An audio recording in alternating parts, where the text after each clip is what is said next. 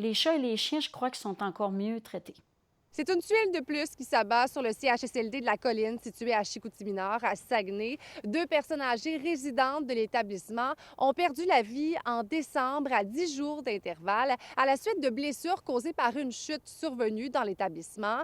Les deux femmes, selon leurs proches, auraient été poussées par un ou une résidente vivant dans leur unité. Les aînés, âgés de 91 et 87 ans, souffraient tous deux d'un début d'Alzheimer, selon leur famille, et habitaient avec 10 autres aînés ayant eux aussi des pertes cognitives.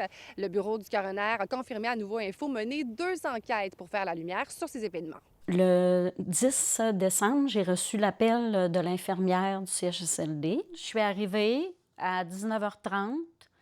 Les ambulanciers, ils ont arrivé 1h20 plus tard. On me dit que ma mère, elle a la hanche cassée à 2 endroits. Ce qui s'imposait comme deuxième choix, c'était vraiment le soin de confort. J'ai été sous le choc. La situation se serait dégradée dans les derniers mois avec l'arrivée de nouveaux résidents dans l'unité où séjournaient les deux femmes. C'est une clientèle qui est beaucoup plus agitée, qui est beaucoup plus problématique, qui provoque beaucoup plus le chaos, en fait. Vous avez été témoin de comportements violents dans certaines unités? Bien, pas des comportements violents comme. Ben oui, violents. De la À part un de moment résidents? donné, cette même résidente-là avait accroché mon épouse par le bras, puis elle la serrait. Là. Il y avait un manque de surveillance. Les préposés, quand ils vont changer ceux qui ont besoin d'avoir la mise en nuit, les 10 autres personnes, ils restent seuls. Là. C'est ce qui est arrivé là, au moment de la chute de ma mère. Là. Puis ça, c'est inconcevable. La famille de la seconde victime, Mme Rolande Audet, a refusé de témoigner à la caméra. Par contre, elle nous a confié que sa mère répétait avoir tout le temps peur et qu'elle souhaitait quitter l'établissement. Mme Audet aurait subi de la violence physique de la part de résidents dès son arrivée à cette résidence il y a 1 an.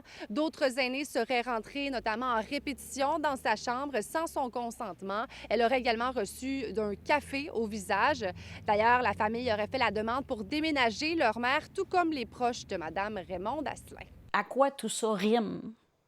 Puis jusqu'où le ministre de la Santé va laisser ça comme ça? L'historique du CHSLD de la Colline est loin d'être rose. Un autre aîné y a perdu la vie lors d'une chute il y a quelques années.